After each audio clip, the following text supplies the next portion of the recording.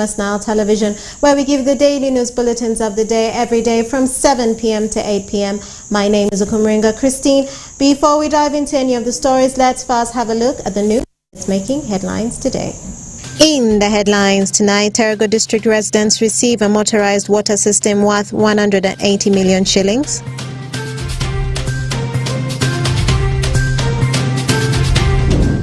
Sombo District religious leaders advise the general public to write wills.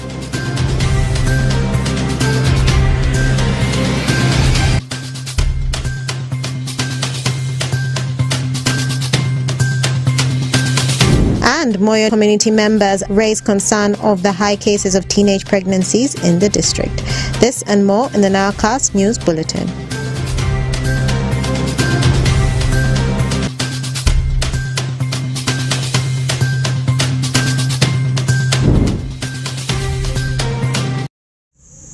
A warm welcome, viewer, to the NILE Cast on West Nile Television. Now let us dive into some of the stories of the evening. Terego District residents received a two-system water pump project worth 180 million shillings donated by Islamic Center for Education and Research in a bid to promote safe and clean water for residents in the district. Osuta Yusuf has more. The people of Terego West constituency in Terego District have been blessed with two motorized pipe water systems constructed by Islamic Center for Education and Research. The two water system, whose project costed 180 million Ugandan shillings, was lobbied from Islamic Center for Education and Research by the area member of Parliament, Leko Joel. Oriagini Mosque, the Imam Omar Shafi, says this intervention to supply the community with motorized pipe water system has come at the right time. Aurifo ba ili ajipiripini bari ajiki ili dosa ze amana dezo njila aru anguria dia arikina mosquiti chi ba ni zizu arojo ledo yangere ndele dika skulu anjiki ango ini yichako ani after all the four amupi amotopi pini ya kiamu amazako ili ajiri amuti aki amado ila mu rile tamungu ako yaza amutile bazozo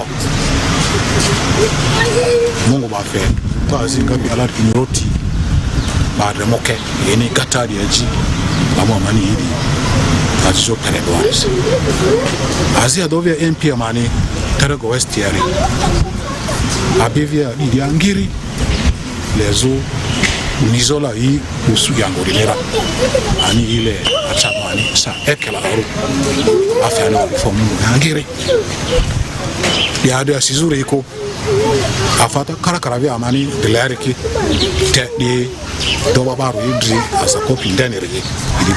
Charlotte Letteru, a midwife at Oriagini Health Center 3, upon narrating their challenges faced as health facility when delivering pregnant women, appreciated the water project and is optimistic that the availability of water will improve their services at the facility. I think we have been having challenges, yes, with water. Sometimes we would need water. For example, me, I'm a midwife. I work in mostly with the labor suit, and our mothers who come to deliver. Sometimes there's no water. We have to tell the cleaners have to bring water in jerry can, and they put it standby because sometimes water goes off.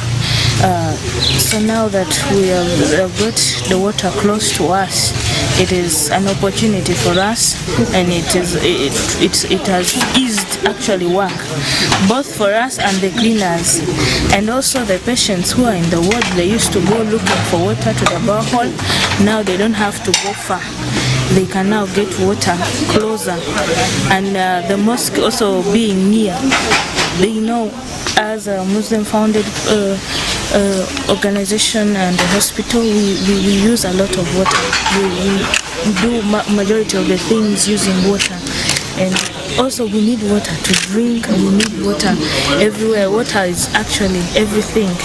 Engineer David Androa, a personnel from Terego District Engineering Department, emphasized on a letter from Ministry of Water and Environment, which is directing the districts and community members to form committees in charge of water management. He also thanked the community members for supporting the project and also thanked the NGOs for their initiative.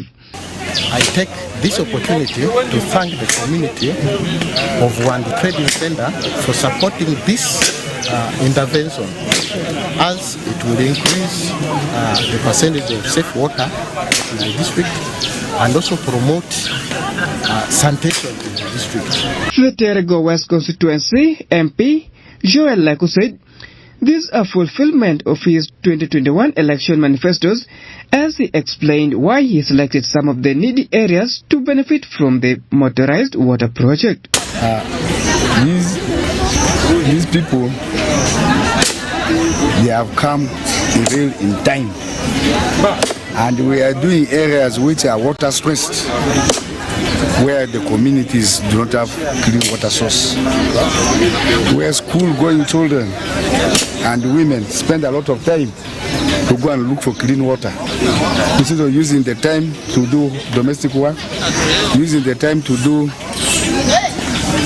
read books, to do homeworks. Women and children go looking for water. So this area particularly of Ambatuku, I picked it because of water source. Yeah, because there's lack of clean water source here. Then Oredini Center is a campus of a number of institutions. You have the mosque, you have the school, you have the hospital. But the water source there is not enough, and the borehole is the actual point. So we earmarked, we said, because of the population density there and the need for water in that particular institution, we said there must be motorized water source there. Peace Oshaki, Osoto Yusuf, was Nile TV, Nile Cast. And more in our stories, Moyo District community members have been urged to unite together with the district officials in order to reduce the high cases of teenage pregnancies. Alule James, the district health inspector, Moyo District, during the community dialogue at Mwetu Health Center 3, urged the parents and the community members to be vigilant and work hand in hand in reducing the high rate of teenage pregnancies in the sub-county. Okumu Dominic has more.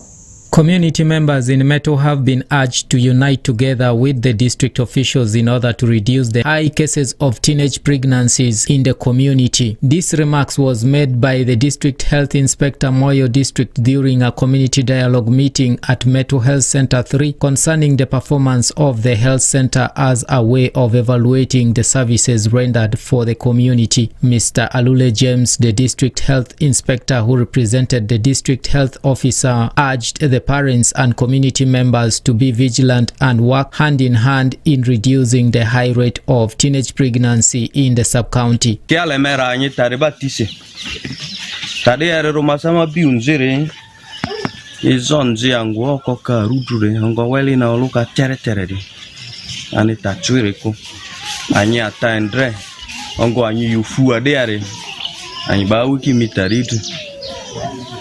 Kinyando leo lento weli nara dazi mabikore de are romano nzire ove rukoka ukunziri ngo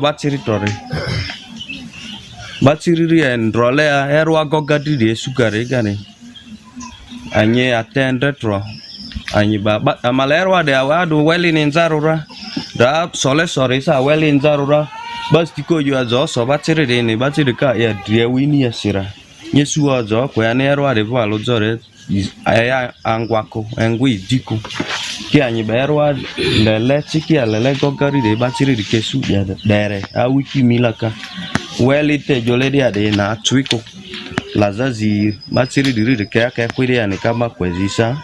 Mr. Agwe Jonathan, the sub-county chief, Metu said most people in the sub-county don't want to follow the bylaws and indulge themselves in drinking and forget to send children to school, which is one of the factors behind the high rate of teenage pregnancy in the sub-county. Siki do ba nyimba zo tatu ya ngide ba tiga mala ngine masa le volore ko mane ta dele mangasi a aya vura nya vu no kore ko kito gede ma digara nyimba ti ora eware ari jo akola ba ko eware ba ti ba ko mvuko arogu ogumaru are dia na sinasi ba ko mvu olo oze ba tiri fodiga ko ta ba tiri kan kwanzi ko kwada ze ba tiri welete be nta nya jole mi alwa ze ba tiri kan kwanzi ko kwazi ba tiri ole foni kore ta edele wa rukina fole ru amakoso ozode rekemu kaele obi tatari ojo onzisa amakoso obi kira kae mulaka kango ako kwada laza aisora ku mango ako yaso di kwani dara su envomvu ba dirasi desiani ebu badiro atende to ba tinta de ba tezo ba tiri no kota ba tigari tia do wari kesu aifoniga fonika ekipu na busy ujezi orataziga ngwede aneko. Mr. Mundrugo Anthony, the chairperson Health Unit Management Committee, said on many occasions he has noticed that parents tend to send underage children for treatment at the facility, which in turn becomes a burden to the health center staff. Taziti zonye mudia Yesua ati cara diare ale kare ane kuna NTNT ro anyetro ukakonye sure diare deleria oko tazidi are diare kare denyini nyinda kendre entikare deni ane niwa oviro Yesua dia vo ngusi amati kare ikare abe mire itare ale katingo ne aen ditisi Yesua barangwa kana wadizi barangwa rejiao so barangwa na ana ze ya inzaroni anisa anoloka barangwa zisi adi ikonya dingo ne ane rokbana kate itela kafe okoteri na Yesua kwa kongwe daktari. Mr. Dramani Simon Peter, the health assistant attached to Meto Health Center 3, said malaria cases, cough and cold, skin infections, among others, are some of the main disease burdens registered at the health facility. Like on average, if we receive 100 people, out of these 100 clients, we realize 49%, that is representing a half of the number who comes to seek health services, they come because of malaria. So this is a very high disease burden we need to look into. So 49% is a very large number. And then secondly, followed by some conditions like cough and cold, representing to 27%. And then the third one is injuries caused by different causes, others accident, other different injuries accounts to 6% of our OPD cases. And then we have skin infections. Those who comes with the problems affecting their skin represents 4% of the all OPD cases. Honorable Opeli Simon, the local council 3 chairman Metu sub-county, urged the community members to always impress community dialogue so as to improve performance at the health center. Amla community dialogue committee kakaridu community ani community de community members de vo aba tri daktare te kadere de taba nyeto kakaridu bele fo kolo lozoya kolo talosore ya kole o ke karera loga. So meeting the andi to maba ibake kole bake o mimbosi meeting the andi to bake vudia because facility libati ade vutati ubare facility dini and then kusana lozo bala fo reteka no si reteka facility adeka chuiko kati chuiko ado facility kusa ba takta de batiki dere ade vukita yoro kusa anyisa tanyi dele ro community ate dele unji The meeting brought in over 200 community members within the sub-county to get updates on the performance of the health center, share concerns of the community, learn of the health and disease burdens and indicators registered at the health center, and draw strategic plans in order to improve the performance of the health facility. The government of Uganda, through the Ministry of Health, has recommended all the health center 3s in the country to hold hold community dialogue meetings on quarterly basis. The Ministry of Health recommends every Health Center 3 must contact community dialogue meeting in order to update the community members about the performance of the health facility. It is upon this background that today Metal Health Center 3 holds its community dialogue in order to update the community members about the performances at the health facility and also forge a way forward on some of the challenges facing the health facility. I'm Okumu Dominic Anthony for West Nile TV, NILE CAST. And more in our stories. Recent studies conducted from the West Nile sub-region indicate that 47% of the water bodies in the region have been polluted by the different economic activities and are not safe for human consumption. Parish Majid has more in this report. Studies conducted indicates that most water points in West Nile sub-region are said to be contaminated and not safe for human consumption. This revelation was made yesterday during a stakeholder meeting organized by Action Aid, a non-government organization and partners in the Arua City that attracted both the political and technical leadership of districts from across the entire West Nile sub-region. The meeting was attended by district water engineers, councillors, environment and production officers, among others. Lillian Boka, a consultant and executive director, Pearl Memorial Training Center, a non-profit organization who undertook the studies, made the remarks on the contamination of water points in the West Nile sub-region. Water sources, contamination of water facilities resulting from poor constructions, poor waste management, minerals, chemicals, prolonged dry spell leading to drying of protected springs and shallow wells, as well as reduction in production of boreholes. However, queries were raised by the district leaders on the paper concerning statistics pertaining functionalities and accessibility to clean and safe water for domestic consumption, as most leaders rejected the presented information, with majority saying it's outdated. Mine is more of a solution. When there are problems, we need to get solutions to the problems. Problem one is people are disputing the data you people have provided. In my opinion, of course we shall continue having this kind of engagement. So it will be better when you get these data from the district local governments. You send back with the water officers in the districts. Then we organize stakeholders in the districts. We validate the data. We own it.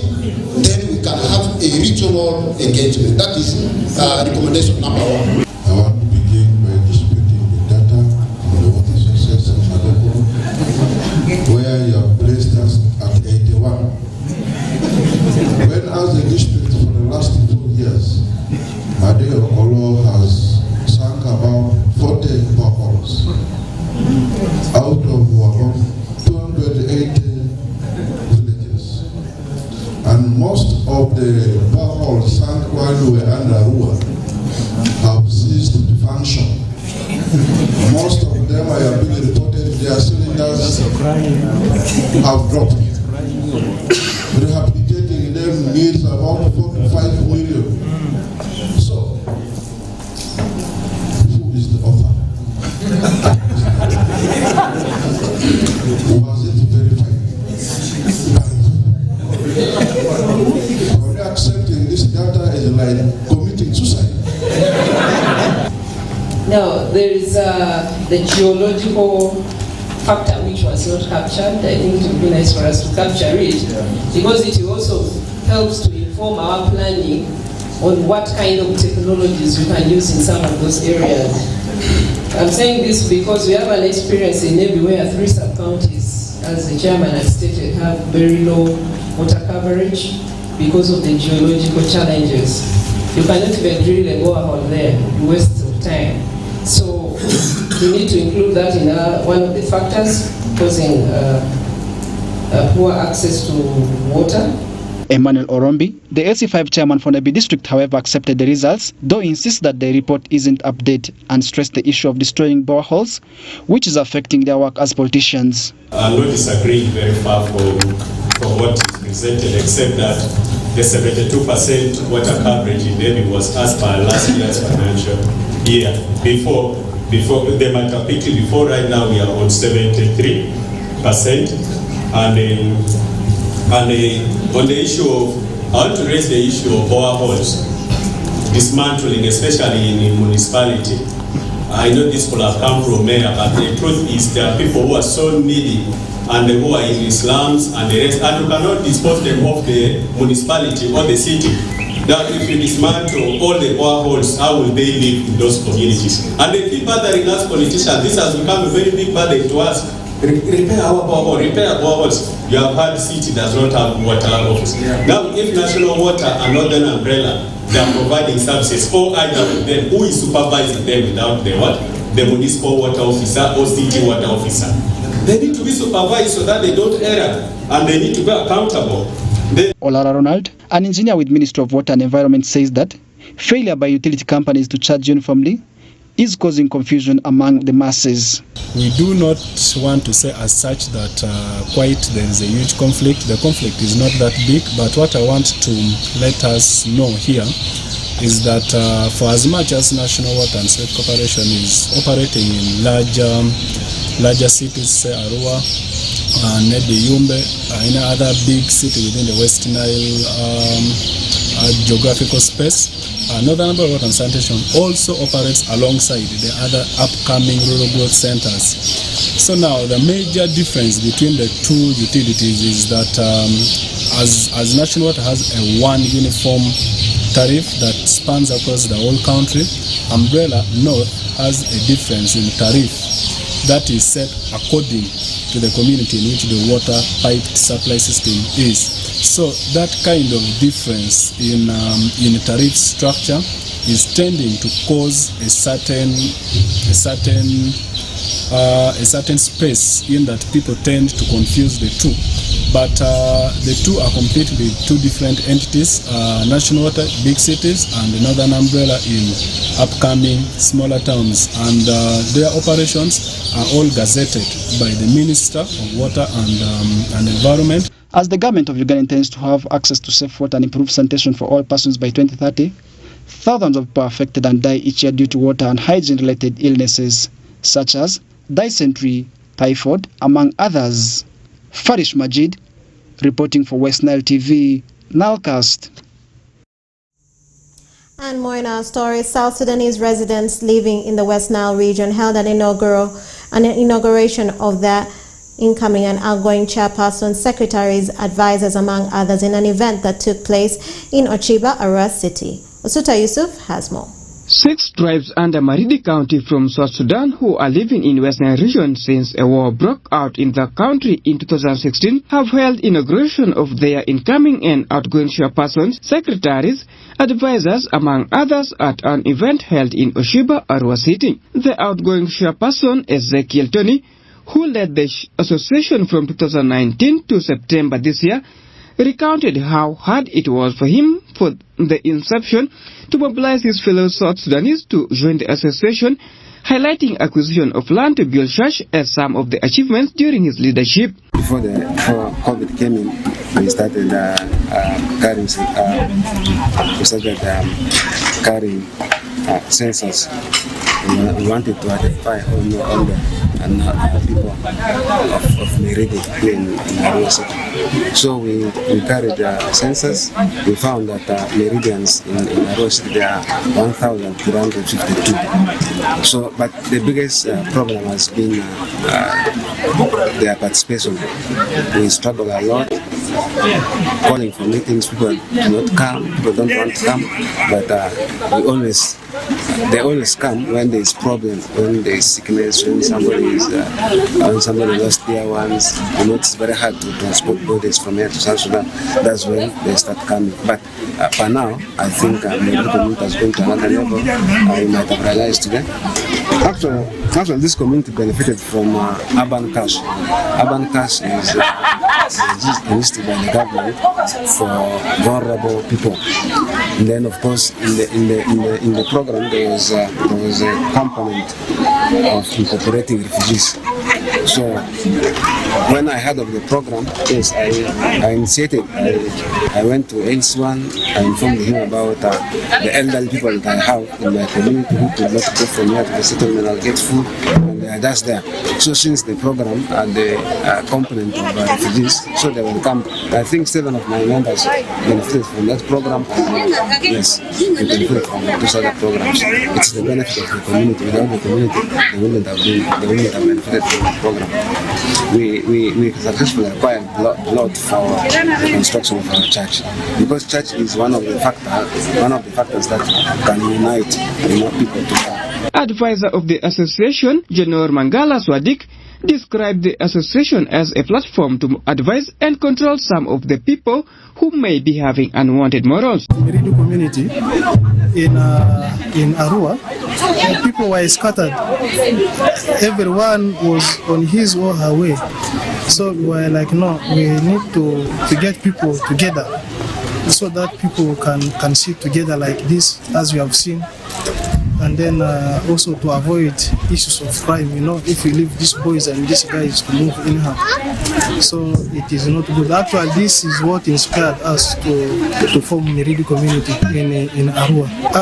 From 2016 up to now, we actually formed on 16th of December 2016.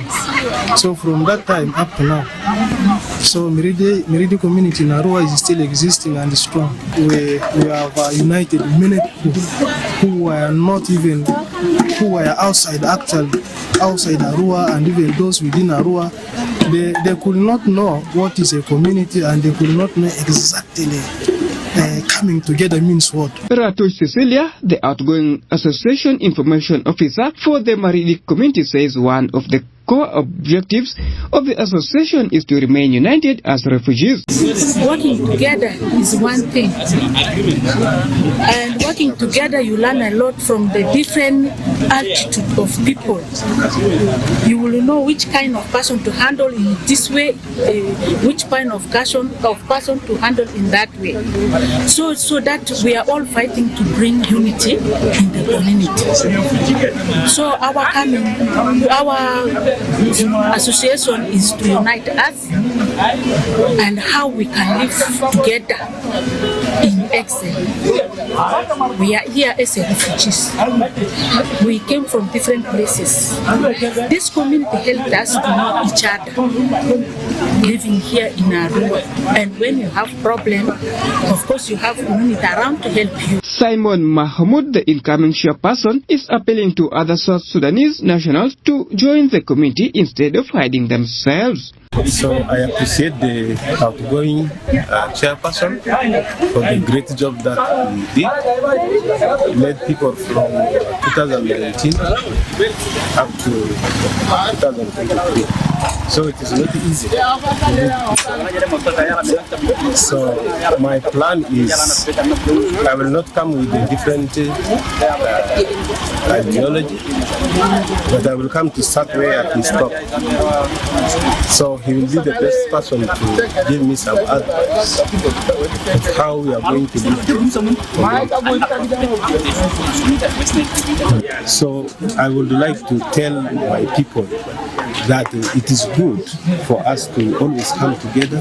If you hear about a meeting, please, you come so that we can share our ideas, we can discuss our issues, or we can see the way forward, how we are going to develop our community, how we are going to work together. Instead of hiding somewhere, maybe you have some skills, God has blessed you with some talents.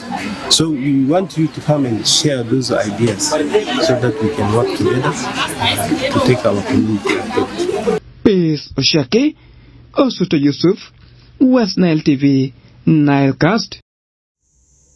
And more in our stories, over 30 youth leaders in Moyo district acquired training on the participation of the youth in development decision-making processes organized by Global Aim Uganda, which took place in Moyo People's Hall in Moyo district. Okumu Dominic has more. Over 30 youth leaders from the different sub-counties in Moyo district have received training in community mobilization, youth participation, communication and conflict management skills organized by Global Aim at Moyo People's Hall with the objective of encouraging participation of the youth in development decision-making processes. Mr. Dulega Richard, the Monitoring and Evaluation Officer Global Aim, said after the training they expect the approach of the youth in handling different issues in the communities to change in a positive way. Training the youth leaders from all the sub-counties in Moyo, especially the youth chairpersons and the youth councillors, and also the youth leadership of the district, the DLCs and the chairperson for youth. And the major objective of this training is to impart training and skills in communication, community mobilization, conflict management and participation to the youth leaders.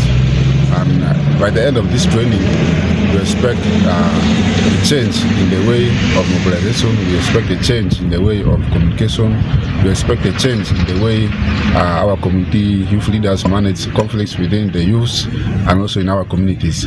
So we think this training is really vital for them, and there are quite a number of interventions that we shall be engaging them, and from here we expect them to be able to do mobilization for the rest of the youth to participate in the project activities. Not only these project activities, but also series of interventions that are being done by the government and other development stakeholders. Honorable Maridio Univa, the female youth councillor Moyo district, lauded Global Aim for initiating the training and said the training helps in bridging the gap that has been created for the youth due to lack of resources.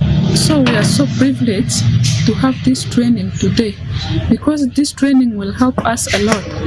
As even they let us in, some of us even in the district don't have the resources to give a orientation for the youth leaders, even down the grassroots. So we have been gambling, but today at least we are getting some skills about decision making, how to mobilize people in our community, and even skilling, even in the groups. Many youths, they have groups at the sub-county like VSLA. They have those groups, but they don't know. They create this group for what? They don't know. But as today, this training they're taking us through.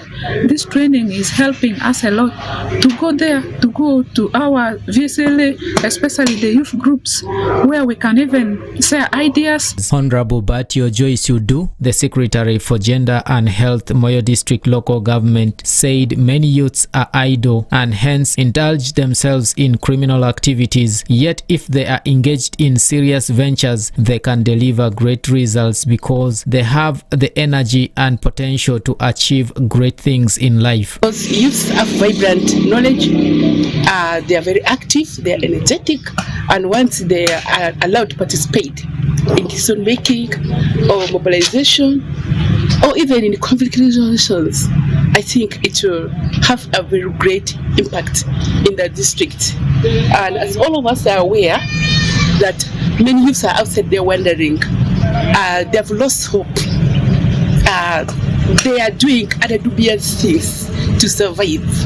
But when the leaders are trained today and they are able to go on ground to also impact the same knowledge they have acquired into this training, it will be at least it will be of any use, and they'll be able at least to change these youths who are redundant outside there, who have almost lost track. They are down on the streets, doing a lot of dubious things. I think they'll be able to impact good knowledge in this their fellow youths and bring them on track. The Strengthening Youth Participation in Development and Decision-Making Process project is initiated by Global Aim with the main objective of empowering the youth in Moyo and Obongi district with the necessary skills so as to make great contribution to their districts and the nation. The project is implemented by Global Aim with support from the German government with funding from the European Union. I'm Dominic Antonio Kumu for West Nile TV, NILE CAST. And more in our stories, religious leaders in Zombo district have advised the members of the public to write wills as a way of safeguarding their property and legacy of their deceased. Alfred Jawok has more. A will is a legal document which allows an individual to direct the deposition of real and personal property at the time of their death. But questions are already emerging as to why people fear to write wills. Reverend Dominic Kelonyo, the overseer of National Fellowship of Born Again Zombo District, said writing a will is paramount since it gives clear evidence of properties to the family members after demise of someone.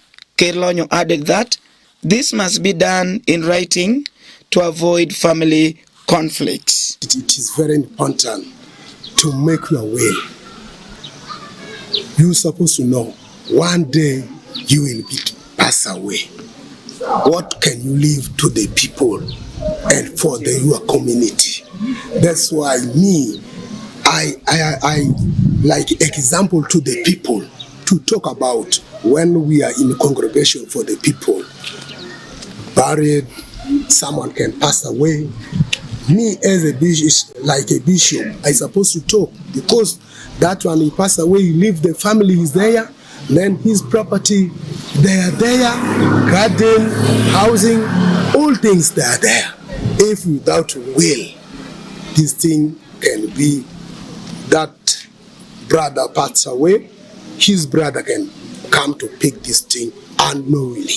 Meanwhile, Reverend Gilbert Odokoto of Zion Church Zombo has expressed concern that the women and girls are being left out by people who are developing wills.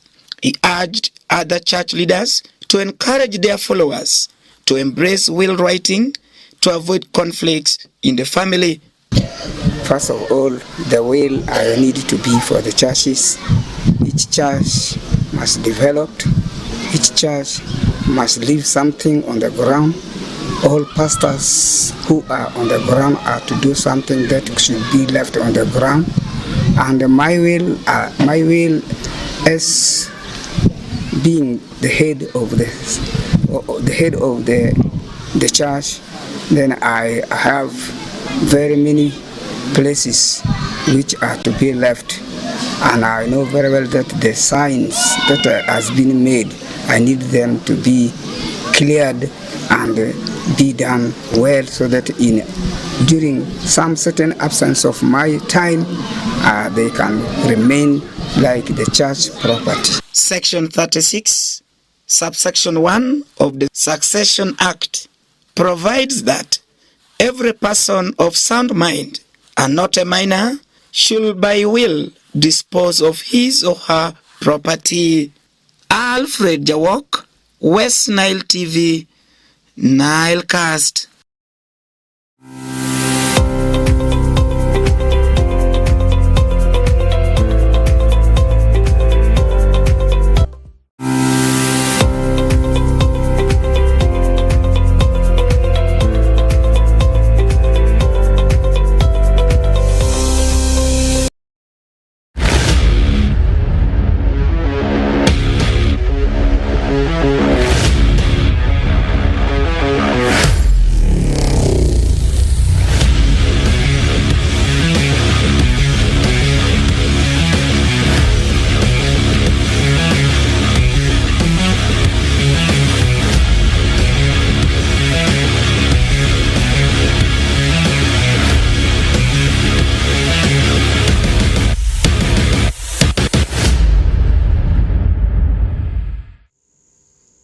Good evening, viewers. You are most welcome for today's edition of Nile Cast Sports News at Nile Cast, and at the same time at West Nile Television. My name is Oraku Benson Pastore. There are a lot of stories that are making headlines today in the world of sports. Let's start with what is happening within the region, as Ontoparaka Football Club this time prepares for the new encounter of the StarTimes FIFA Big League after enjoying 6 years historical moment in the top tier of Ugandan football. They will open their new campaign of the StarTimes FIFA Big League on Sunday with a trip away to Lira, as they will be facing a team in the names of Blacks Power Football Club. Let's have more of the story. We have decided to recruit a team that is more of, it has, let's say, 60% local content, meaning that we are looking at, first of all, if you look at our technical team, it's mostly local based. We have the head coach, Sizo Kuti, we have the assistant, Omar Mohamedin, we have Kongo Ibrahim, we have Okuni Ramadan Sama, we also have Kurere, Abdul Hussein, and then plus other support staff. They're all local. Why? Because we want to also give a chance to our people. In most cases, we've been getting our coaches out of the region, but this time also we said let's first give opportunity to others. Then also when we look at the playing staff that we're recruiting, majority of it, as I said, is 60% is just in Greater North, meaning we have people like West Nile, we're looking at Lango and actually South region. You know, for the past 3 to 4 years, the junior team, the junior league has not been running. So as management, through the directives of FIFA, we got information that this season we are going to have junior league, and the junior league they have zeroed it to regional level, where we play all the games, all the teams within Western region play, then the champion goes and plays the nationals, the region national. So we have, in line with that, because of the limited time, we decided to do a partnership with the Oasis Prema. So they are one of our partners who are using their academy setting as our junior team for the under-17 junior league. Last night is deadline. We have signings that we made, but I will be giving you all the list, the entire list by today. By today, follow us and we shall be giving you, we have a lot. We have over 15 players that we've signed. There are few that we've unveiled. There are those that are going to be unveiled by today and the next days that are coming there. But at least by today, we should be having our squad that is ready to kickstart the game right there. And then, plus, of course, if you look at around 12 players who were there, because we have also, there are those whose contract ended, who have gone. We shall also give you also the whole list.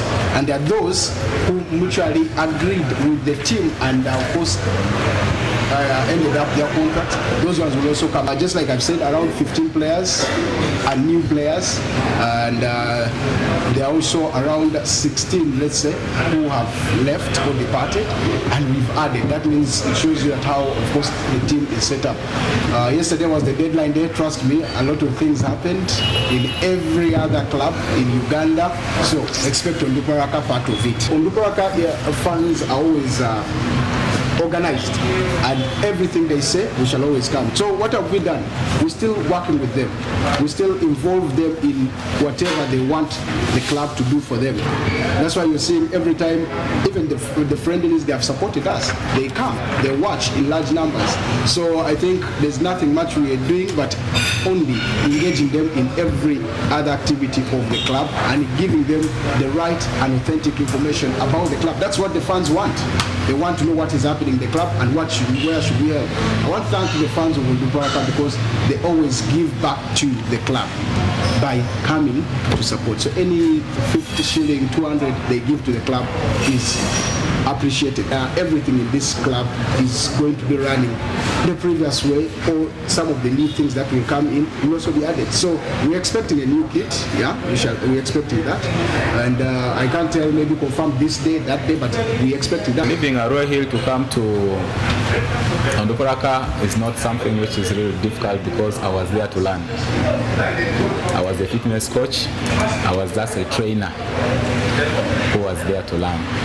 So I just made a decision on myself to start things off, because I told you earlier on, this club gave me the opportunity on what I'd made the decision of. Because if I had not come to them to ask for this, because I'm not new, I played for this club, they also thought it wise to give it to their own who has been here, depending on also what you have been doing. Of course, I spent most of my time with Leo Football Club. I think it's a very, very young group. age of 16 to 18 years, where the development players are willing to learn, where you can be able to put in practice what I learned from Arroyo Hill into practice, also to continue on the transition to make sure that I become somebody. It was not really a very difficult situation, only to inform the management that my time with them had come to an end. Not that I don't want the club, but having also been the captain of the club, I think I had to live in a very good way. Not that you go, you just know. Though they still needed my services, but it's a decision that I'd made. It was not something that I just thought of one day, but something that I'd planned for. Football now is not on physicality. Physical now it is so much on your mental. If you see the size of our players of Onduparaka Football Club compared to other teams who are doing recruitment, of course others that might have recruited far much better than us. But what we have, you need to believe in. Many people want to see goals, but the primary target of Onduparaka Football Club this season is to attain the promotion. You can't go to war knowing that you're going to lose the war. No. Why do you have to fear? You need to go there to compete. Still in more of the stories, this time into a national story. Yesterday, Arroyo Hill Sports Club was beaten by Sports Club Vipers at St. Mary's attended by 2-0. The win yesterday took Vipers on top of the StarTimes Uganda Premier League with 6 points, and the games continue today with 3 games being played, with the biggest scoreline being registered by newly promoted side NEC FC over Busoga as they went on to beat Busoga by 5-0. The other results did see Chitara we are able to edge up. They were able to edge UPDF by 1-0. Meanwhile, in the other result, we saw URA. They were at Meta Stadium. They beat the team. That's the team in the names of Gaddafi by 2-0. The games will continue tomorrow and on Sunday. That's match day 2 of the new season of the StarTimes Uganda Premier League. Briefly taking a look at how the table standing currently stands. On top is now NEC FC having the same number of points with the Sports Club Vipers, all at 6, but NEC sits on top of the log with a massive goal difference of 6. Meanwhile, Sports Club Vipers, they having a goal difference of 3. Still within the country, and we finalize what is happening within the country with what transpired as the summer transfer window in Uganda sat down yesterday night with a lot of dramatic encounters. With the first of it being the team Vipers unveiling Alan Okello on a free transfer. This is a player who started his career with Kasasiro Boys, and in 2016. He came through the youth academy of the team of KCCA before KCCA, of course, had to sell him to a team that plays in Algeria called Paradou. Last season he was on loan at his boyhood club KCCA, and having returned back to the team of Paradou, his contract was terminated by the club, and he has decided to join the arch-rivals of KCCA, that's Vipers. Not only that player that joined on deadline day, also Mustafa Caesar returning to the camp of Kasasiro Boys for his 3rd spell at the club. This is a player who played for the team of KCA before trying his luck outside the country. He also moved to some of the clubs in MLS, Major League Soccer, more especially playing for Montreal Impact. He also had times with Aruca, a team that plays in Portuguese Primera Division, before coming back to Uganda to play the second stanza of last season with the StarTimes Uganda Premier League based club, that's KCCA. Signing for the Kasasiro Boys again means he's now coming back to the club for the 3rd consecutive time. Still in the world of transfer, which finalized yesterday, we also saw a lot of transfers happen within the clubs we have within the city of Arua, and also within the districts we have in West Nile. The biggest of which is all about Onduparaka Football Club, Due Matata Gabriel and Tabo Vitalis, all leaving the big league club, joining the other side in the names of Alpha Rising Stars. Of late, they have been rebranded as Ilie City. Ilie City is a new club into West Nile Regional League, and they are going to play in Nyagaki Zone alongside teams like Paida Black Angels, Nebi Sandals, Pakwati Young Stars. You talk about Arua City. Let's now wind up with the breaking stories that are coming from international First, it been about the appointment of Das Julian Nagelsmann as the new head coach of German. German, a few days ago, sacked their manager, that's Hans Flick, because of a poor run of form. The game that actually cost for him to lose his game was 4-1 demolition by Japan. The 2022 World Cup for men team was also not a good one for Germany, as they were knocked out in the group stages. Now they have decided to appoint Julian Nagelsmann as their new head coach and will be out of office if in case he fails to extend his contract with Germany until 2024. This is a coach who was sacked in March by Bayern Munich because of also a poor run of form. And he started his career in Hoffenheim, a team that's also based in German Bundesliga, way back in 2015, and becoming the youngest ever manager in the history of German football. And by then, he was at the age of 2018. He then left for RB Leipzig in 2019, where he spent 2 years with RB Leipzig before being appointed as the head coach of Bayern Munich. Still, in more of the breaking stories, Martin Odegaard has already signed 5 years contract with the Gunners. This is a player who joined Arsenal way back in 2021 at first on loan before Arsenal had to spend £30 million to sign him permanently.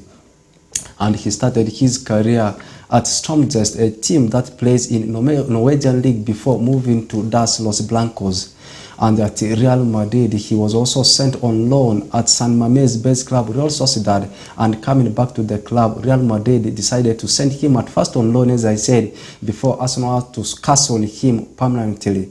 The last 2 years he has spent with the Gunners. Last season he was able to guide the team as the runners-up behind Manchester City. Then at the same time this season, of course, sending the Gunners after a long spell out of the UEFA Champions League, 6 years. Now they are playing in European football, and the game they played on Wednesday against PSV Eindhoven, he also scored one of the Thunderbolt goals for the team of Gunners. Let's wind up the breaking stories with what transpired yesterday in European night. Liverpool were away to Austria up against Lask Linz, and they were able to come from a goal down to beat Lask Linz by 3-1. Still, in more of the results, Brighton and Hove Albion, they were at Amex Stadium, but they could not contain the pressure from AK Athens of Greece as they lost the game by 3-2. And West Ham, of course, had to come from a goal down to beat Bakatopola of Serbia by 3-1. Meanwhile, in UEFA Europa Conference League, Aston Villa were away to Poland to play Legia Warsaw. They were beaten by 3-2. Still, in the other results of the UEFA Europa League, we saw the team of Ajax Amsterdam playing out at Till Square with Olympique de Marseille. Meanwhile, Rangers were able to beat the team of Real Betis by 1-0. Another Spain side that lost yesterday night was actually Villarreal, that lost into the hands of Panathinaikos by 2-0. Then coming over the weekend is the return of the home fixtures for the European teams, as we will see Italian Serie A, German Bundesliga, English Premier League, Spanish Primera Division, not forgetting about French League 1. And tomorrow we will also be in person to bring for you what transpires as far as the domestic European leagues are concerned, plus the other stories that break locally, national and at continental level. Bringing it for you has been Oracle Benson Pastore. We'll link up again tomorrow.